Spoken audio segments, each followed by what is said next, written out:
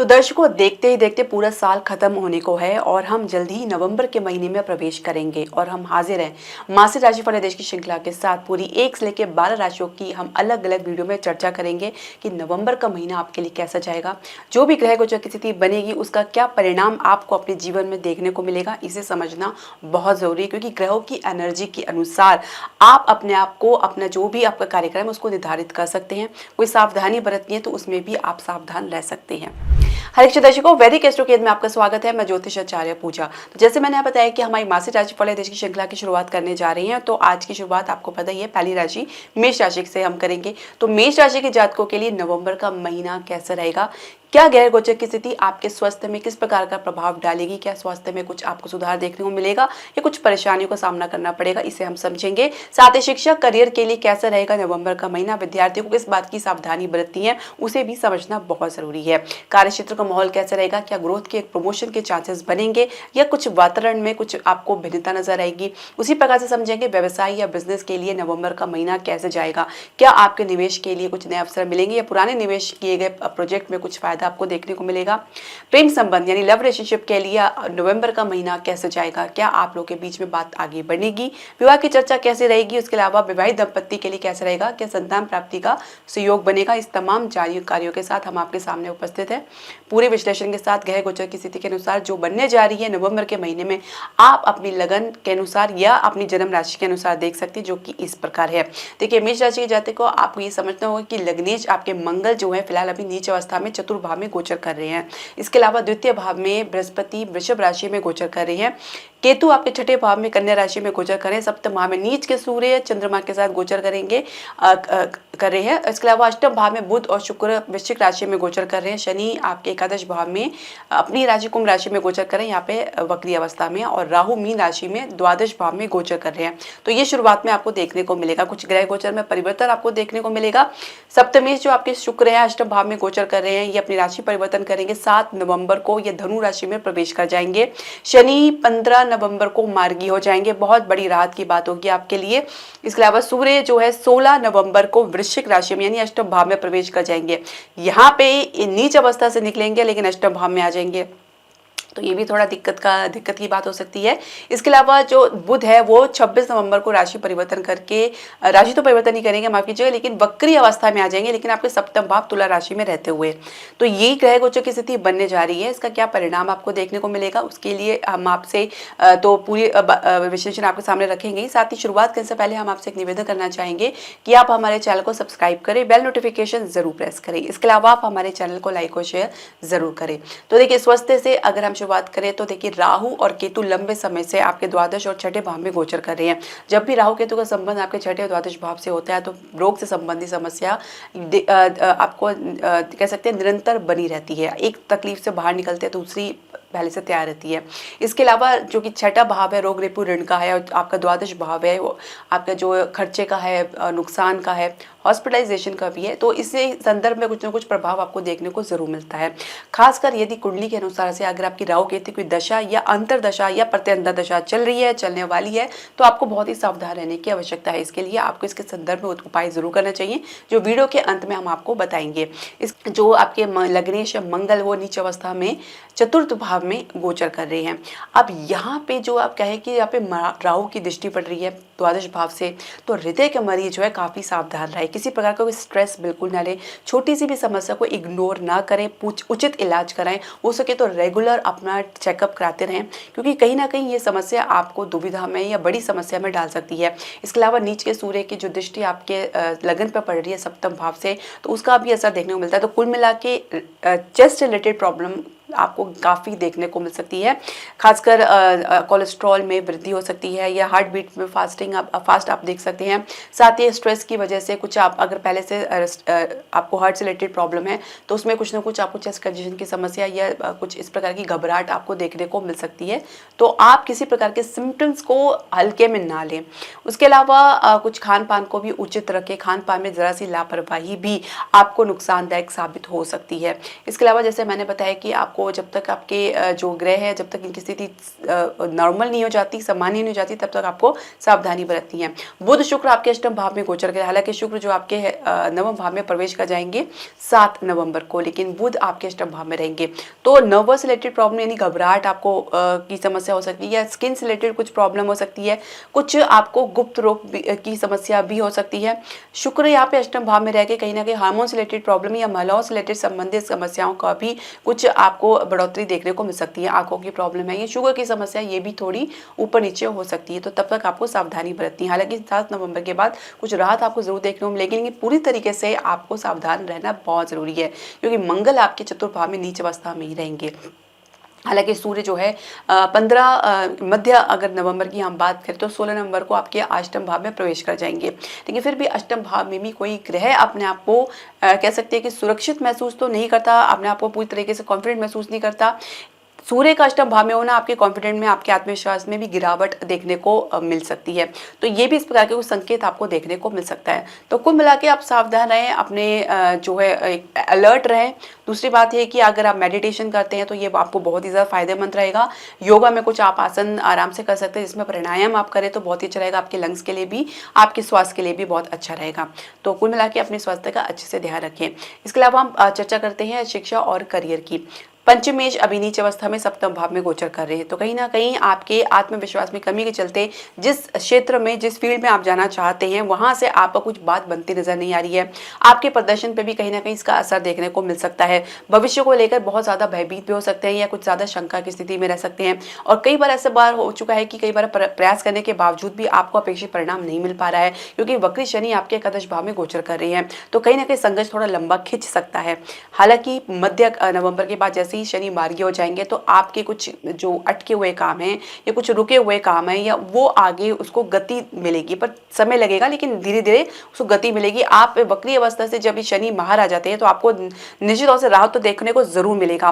तो उसी आधार पर आप ये भी समझ लें कि जब शनि एकादश भाव में होते हैं तो ये निश्चित कर लेते हैं कि आपको बिना संघर्ष और मेहनत के कोई भी परिणाम देखने को नहीं मिल पाएगा। तो जितनी ज्यादा आपकी संघर्ष रहेगी तो परिणाम आपके उसके अनुसार रहेगा। कई बार आप लोगों को शिकायत होती है कि हम संघर्ष तो बहुत ज्यादा करते हैं कि परिणाम वैसा देखने को नहीं मिल पाता। तो वक्री शनि कुछ इस प्रकार की स्थिति उत्पन्न करते हैं, जिसकी वजह से कुछ ऐसी स्थिति बन जाती है जहां पे अपेक्षित परिणाम देखने को नहीं मिल पाता है। तो ऐसी स्थिति में अपना धैर्य ना खोए, हताश निराश बिल्कुल भी ना होए, क्योंकि शनि आपको परिणाम जरूर देंगे। कब देंगे और उसका समय भी निर्धारित होता है, लेकिन उसके लिए आप हताश ना हो, क्योंकि आपको सफलता जरूर मिलेगी। इस बार का आप गारंटी जरूर रखें। अगर आप मेहनत कर रहे हैं ईमानदारी से तो आपको परिणाम आपके अपेक्षा अनुसार जरूर देखने को मिलेगा।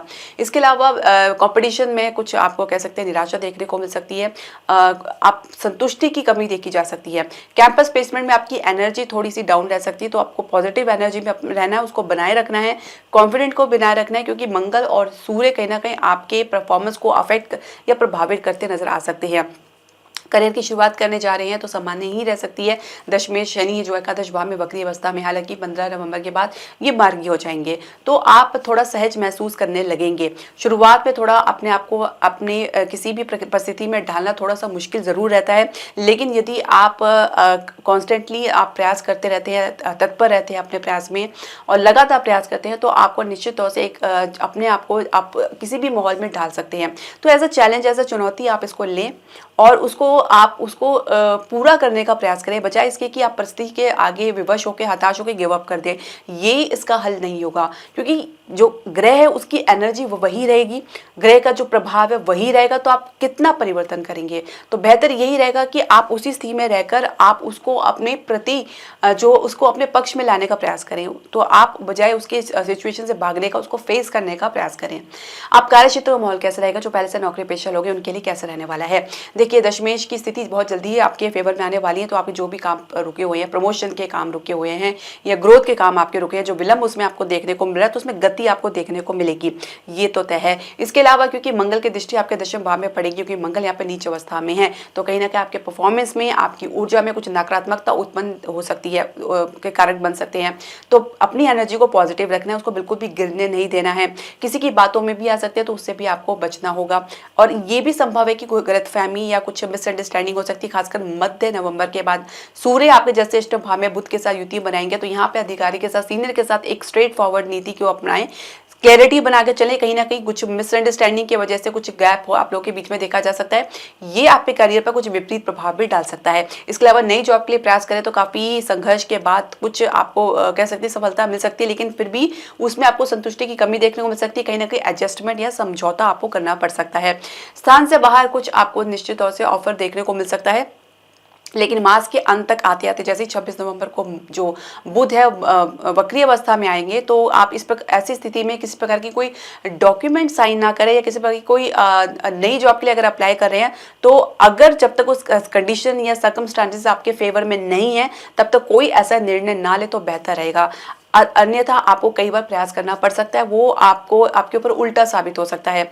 तो कुल मिला के स्थिति थोड़ी सी डावाडोल शुरुआत में देखने को मिल सकती है, मध्य के बाद थोड़ा सा स्थिति में सुधार जरूर देखने को मिलेगा, पर क्योंकि बुध फिर से वक्री अवस्था में आने की वजह से और सूर्य का आपका अष्टम भाव में आने की वजह से तो ये स्थिति की जो है तो यथावत भी थोड़ी बनी रह सकती है।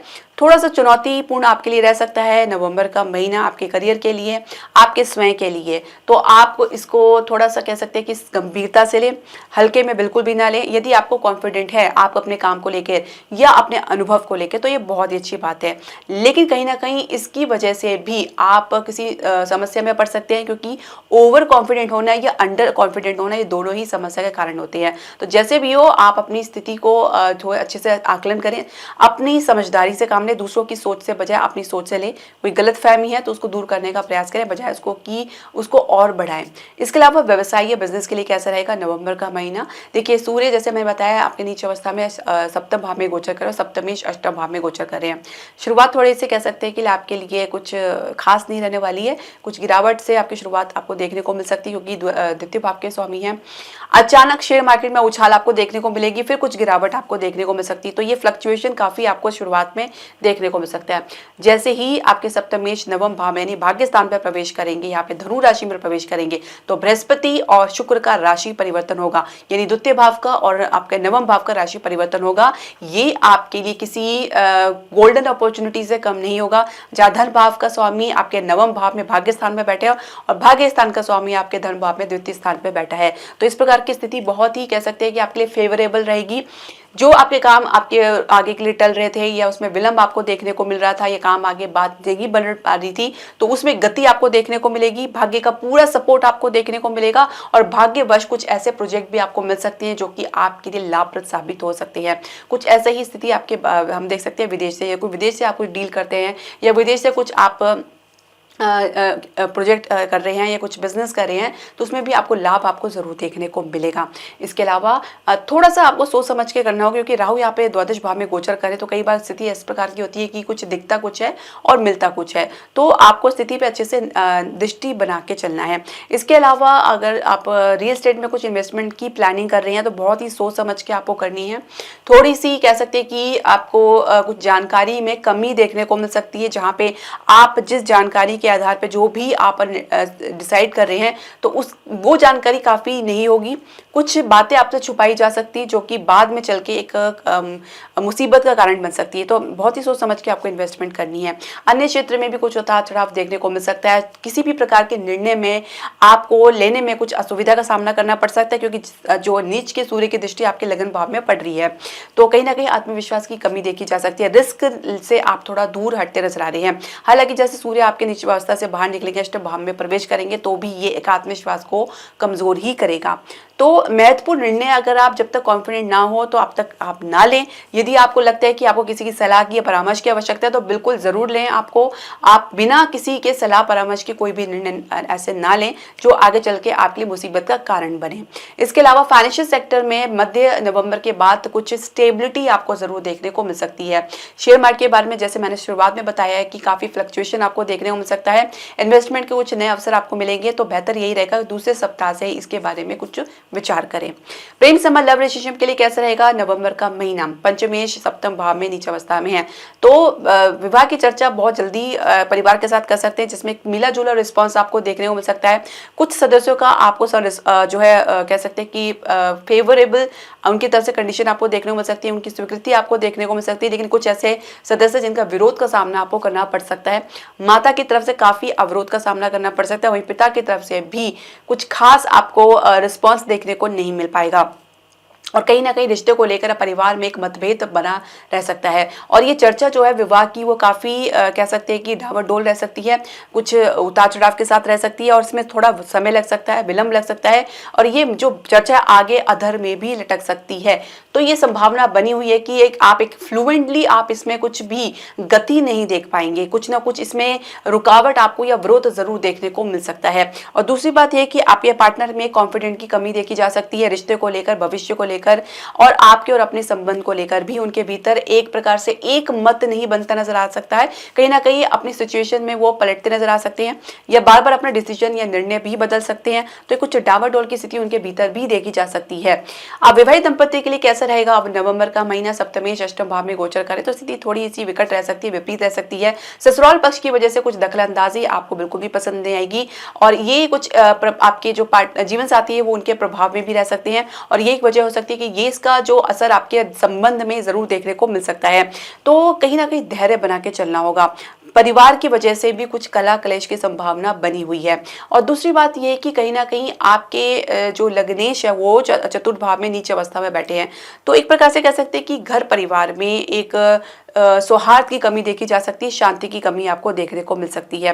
तो इस प्रकार के उतार चढ़ाव से आपको गुजरना पड़ सकता है। कुछ इसमें कमी भी धीरे धीरे आपको देखने को मिलेगी। जैसे ही सप्तमेश नवम भाव में आएंगे तो राहत आपको जरूर देखने को मिलेगी।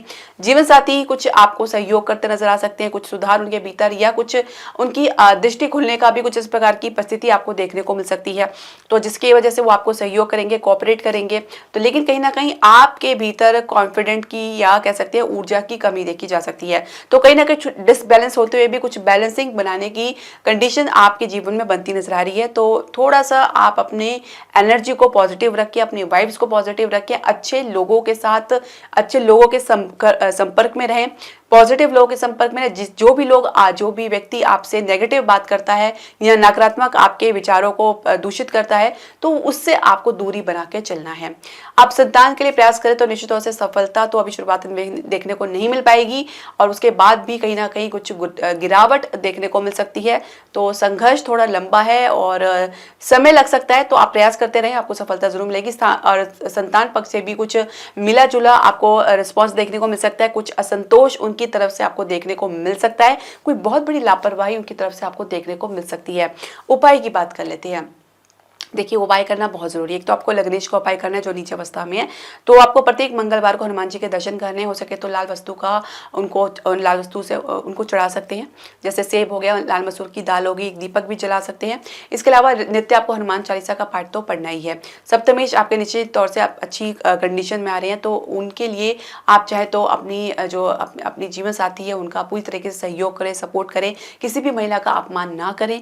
इसके अलावा आपको सूर्य का उपाय जरूर करना है। देखिए सूर्य आपके कॉन्फिडेंट का कारक है, सूर्य आपके आत्मा का कारक है, सूर्य आपकी इम्यूनिटी को भी दर्शाता है। तो कहीं ना कहीं आपके स्वास्थ्य को लेकर, आपके जीवन को लेकर, आपके पर्सनल या प्रोफेशनल लाइफ को लेकर भी सूर्य एक महत्वपूर्ण भूमिका निभाते हैं। तो प्रत्येक दिन आपको सूर्यदेव को अर्घ्य देना। सुबह 8 बजे से पहले स्नान से निवृत्त होकर आप शुद्ध भाव में होकर सूर्यदेव को अर्घ्य दें। तांबे के लोटे में शुद्ध जल लेके एक चुटकी सिंदूर डाल के आप इसको जरूर अर्घ्य दें। तो इससे क्या होगा कि आपके कॉन्फिडेंट में तो वृद्धि देखने को मिलेगी। सूर्य संबंधी जो भी दिक्कतें आपको अपने जीवन में देखने को मिल रही है वो भी सब दूर होंगी। आपके करियर के लिए बहुत अच्छा रहेगा और ये मील का पत्थर साबित हो सकता है। तो दर्शकों, आपके जो भी प्रश्न, सजेशन या राय है आप हमारे कमेंट बॉक्स में जरूर डालें। हरे कृष्णा।